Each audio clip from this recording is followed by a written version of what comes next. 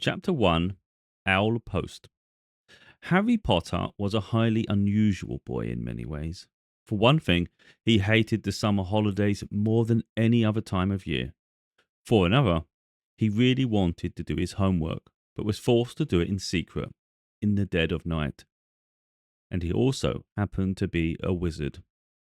It was nearly midnight, and he was lying on his front, in bed, the blankets drawn right over his head like a tent, a torch in one hand and a large leather-bound book, A History of Magic by Bathilda Bagshot, propped open against the pillow. Harry moved the tip of his eagle feather quill down the page, frowning as he looked for something that would help him write his essay. Witch burning in the 14th century was completely pointless. Discuss. The quill paused at the top of a likely-looking paragraph. Harry pushed his round glasses up his nose, moved his torch closer to the book and read. Non-magic people, more commonly known as muggles, were particularly afraid of magic in medieval times, but not very good at recognizing it. On the rare occasion that they did catch a real witch or wizard, burning had no effect whatsoever. The witch or wizard would perform a basic flame freezing charm and then pretend to shriek with pain while enjoying a gentle tickling sensation. Indeed, Wendelin, the weird, enjoyed being burnt so much that she allowed herself to be caught no fewer than 47 times in various disguises. Harry put his quill between his teeth and reached underneath his pillow for his ink bottle and a roll of parchment.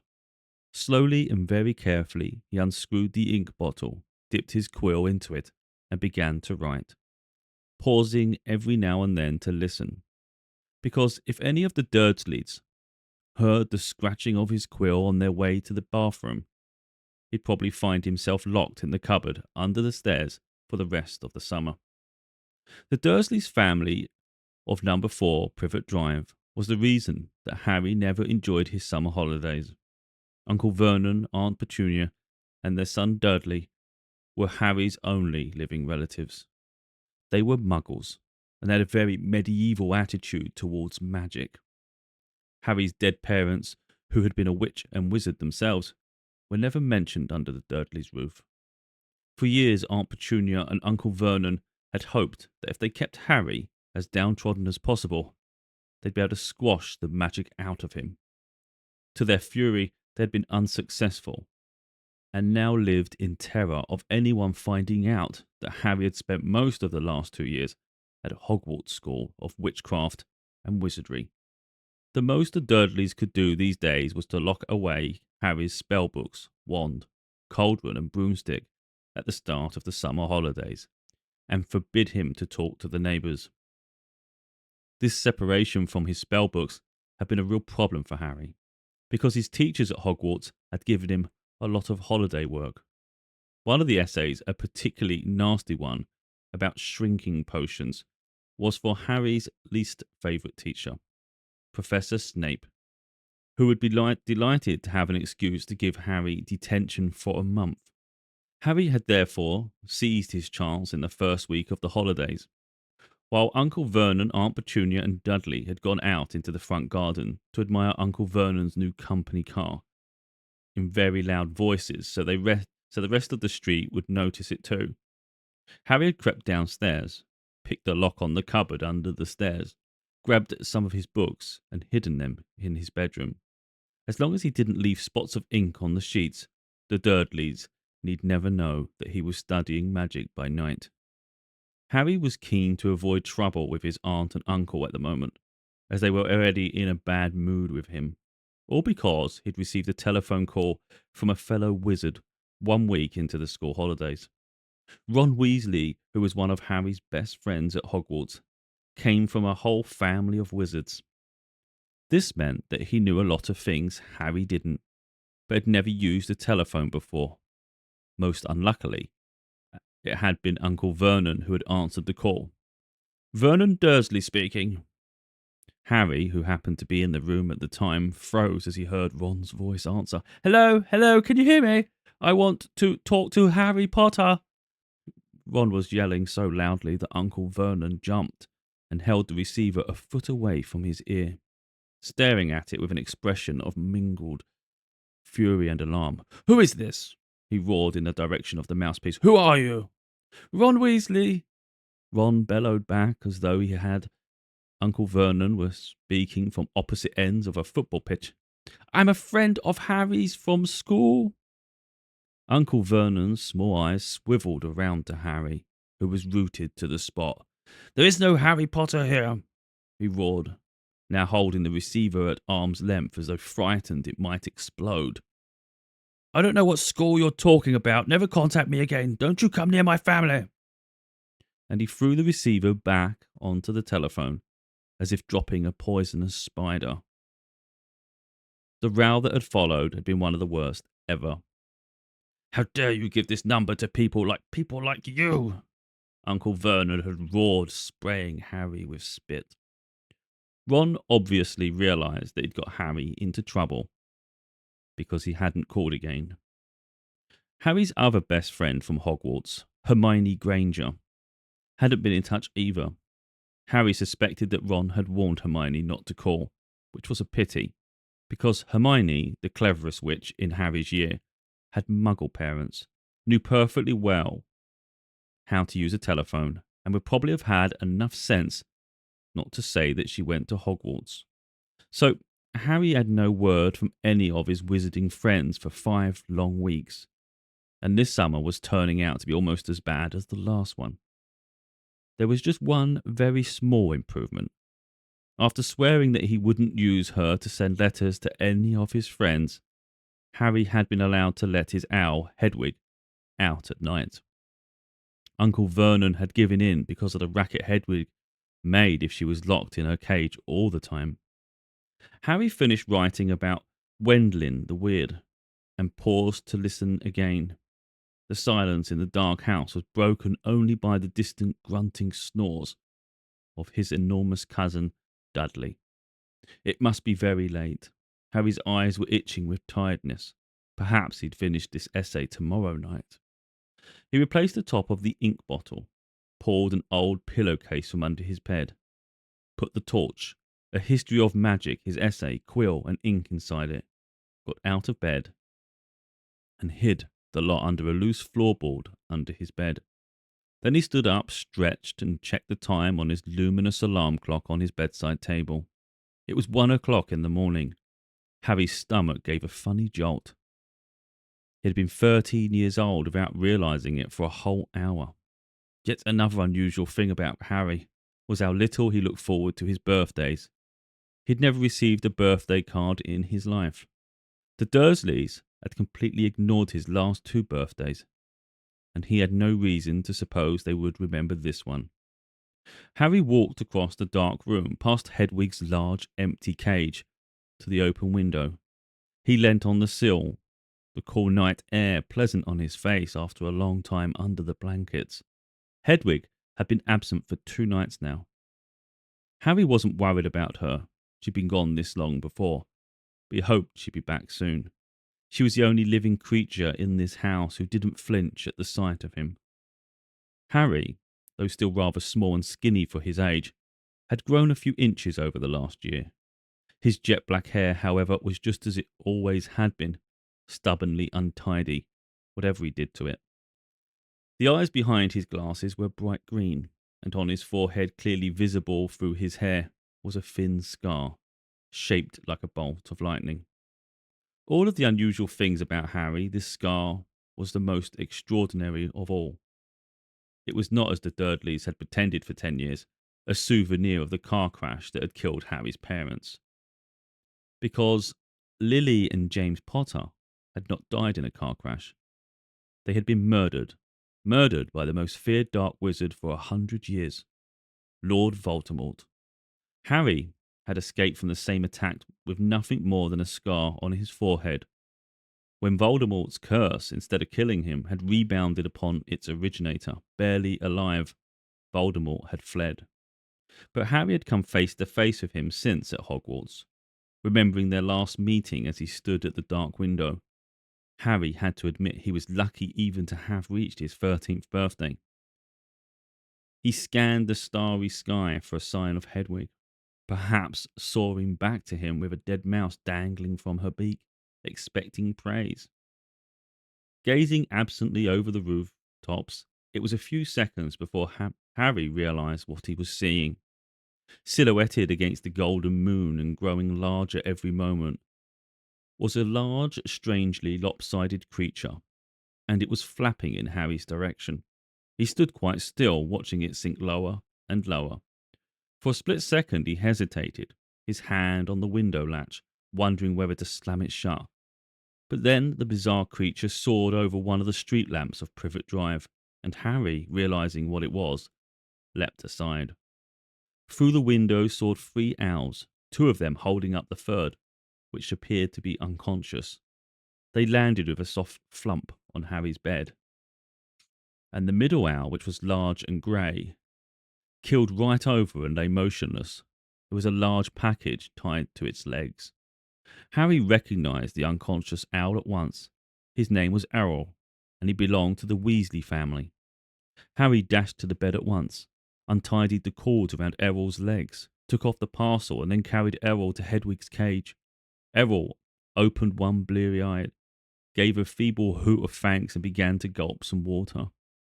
Harry turned back to the remaining owls. One of them, the large snowy female, was his own Hedwig. She too was carrying a parcel, and looked extremely pleased with herself. She gave Harry an affectionate nip with her beak as he removed her burden, then flew across the room to join Errol. Harry didn't recognise the third owl, a handsome tawny one, but he knew at once where it had come from, because in addition to a third parcel, it was carrying a letter bearing the Hogwarts crest. When Harry relieved this owl of its post, it ruffled its feathers importantly, stretched its wings, and took off through the window into the night. Harry sat down on his bed, grabbed Errol's package, ripped off the brown paper, and discovered a present wrapped in gold, and his first ever birthday card. Fingers trembling slightly, he opened the envelope. Two pieces of paper fell out, a letter and a newspaper cutting. The cutting had clearly come out of the wizarding newspaper, The Daily Prophet, because the people in the black and white picture were moving. Harry picked up the cutting, smoothed it out, and read, "Ministry of Magic employee scoops grand prize. Arthur Weasley, head of the Misuse of Muggle Artifacts Office at the Ministry of Magic, has won the annual Daily Prophet Grand Prize Galleon Draw. A delighted Mr. Weasley told the Daily Prophet we would be spending the gold on a summer holiday in Egypt, where our eldest son Bill works as a curse breaker for Gringotts Wizarding Bank. The Weasley family will be spending a month in Egypt, returning for the start of the new year at Hogwarts, which 5 of the Weasley children currently attend." Harry scanned the moving photograph, and a grin spread across his face as he saw all 9 of the Weasleys waving furiously at him, standing in front of a large pyramid. Plump little Mrs. Weasley, tall, balding Mr. Weasley, 6 sons and 1 daughter, all, though the black and white picture didn't show it, with flaming red hair. Right in the middle of the picture was Ron, tall and gangling, with his pet rat, Scabbers, on his shoulder, and his arm around his little sister, Jeannie. Harry couldn't think of anyone who deserved to win a large pile of gold more than the Weasleys, who were very nice and extremely poor. He picked up Ron's letter and unfolded it.